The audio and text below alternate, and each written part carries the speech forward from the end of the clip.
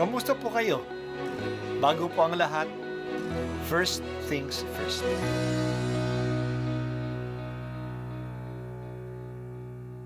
Good morning po. Sinisimulan po natin ngayon ang first things first.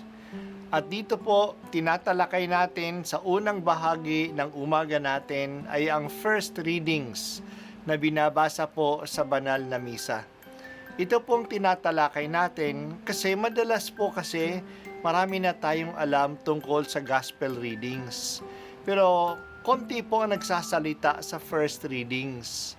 Pero ang first readings, bahagi din po yan ng Biblia, ng banal na kasulatan.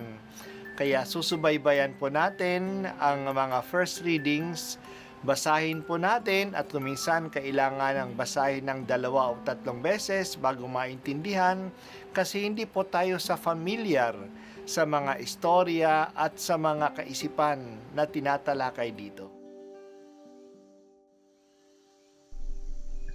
Ang pagbasa mula sa aklat ni Propeta Ezekiel. Noong mga araw na iyon, nadama ko ang kapangyarihan ng Panginoon at sa pamamagitan ng kanyang espiritu ay dinala niya ako sa isang lambak na puno ng kalansay. Inilibot niya ako sa lugar na yaong puno ng kalansay na tuyong-tuyo na. Tinanong niya ako, "Tao, palagay mo ba ay maaari pang mabuhay ang mga kalansay na ito?" Sumagot ako, "Kayo po lamang ang nakaalam, Panginoon." Sinabi niya sa akin, "Magpahayag ka sa mga kalansay na ito. Sabihin mo, mga tuyong kalansay, dingginin niyo ang salita ng Panginoon. Ito ang ipinasasabi niya. Bibigyan ko kayo ng hininga at kayo'y mabubuhay. Lalagyan ko kayo ng litid at laman at babalutin ng balat. Bibigyan ko kayo ng hininga at kayo'y mabubuhay. Sa gayon, makikilala nilang ako ang Panginoon." Nagpahayag nga ako tulad ng utos sa akin. Nang ako'y nagsasalita, nagkaroon ng malakas na ugong at nabuo ang mga kalansay.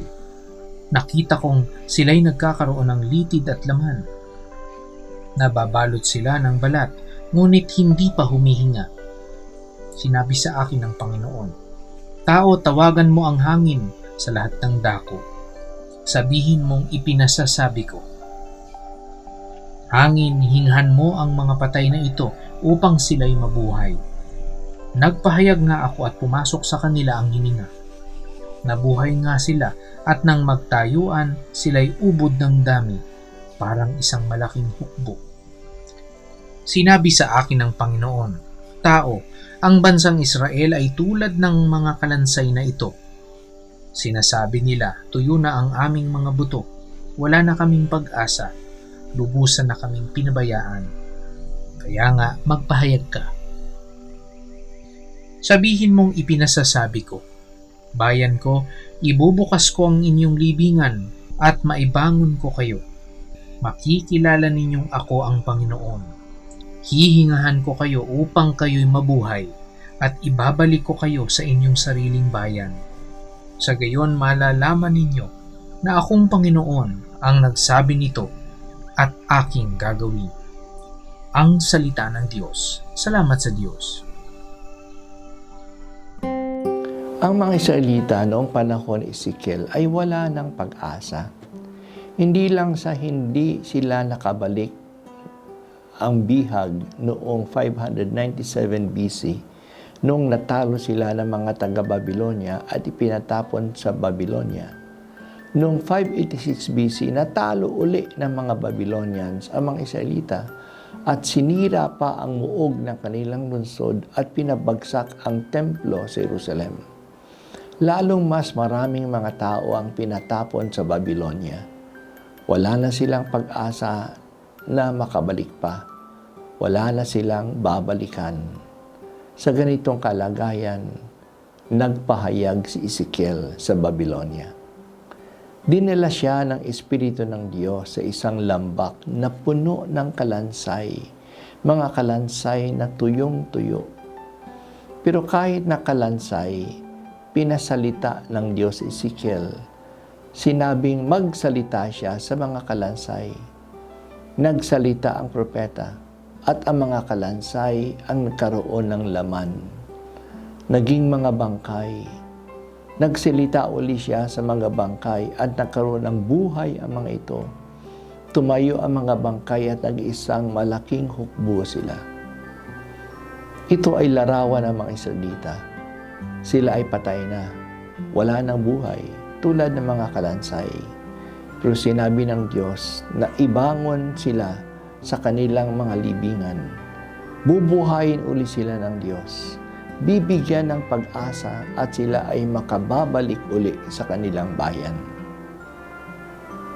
Ano ang ginagamit ng Diyos upang bigyan ng buhay ang mga kalansay at ang mga bangkay? Ang salita. Ang salita ng Diyos. Nagsilita si Ezekiel sa mga kalansay at sa mga bangkay. Parang walang saysay na magsalita sa mga kalansay. Sino ang makaririnig ng salita? Pero ang salita ng Diyos ay makapangyarihan. Yan ay nagbibigay ng buhay. Tayo rin ay minsan o madalas ay nasa kalagayan na parang wala tayong pag-asa, wala nang kinabukasan. Lupaypay tayo at tuyong-tuyo na. Hayaan natin magsalita sa atin ang salita ng Diyos. Makinig tayo sa salita ng Diyos. Magbasa tayo ng Bible. Mararanasan natin ang pagkilos ng Diyos sa atin. Bibigyan niya tayo ng buhay at sigla.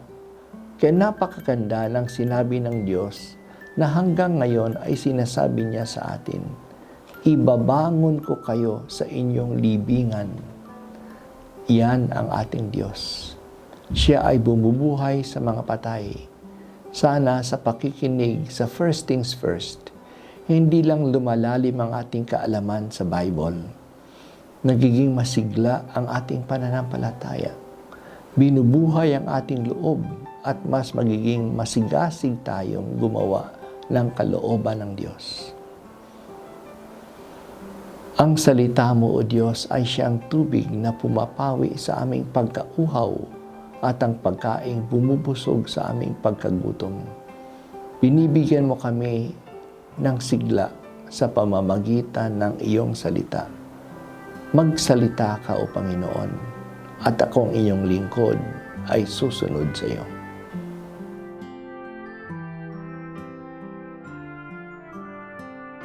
At ako po ay si Bishop Broderick Pabilio dito sa First Things First.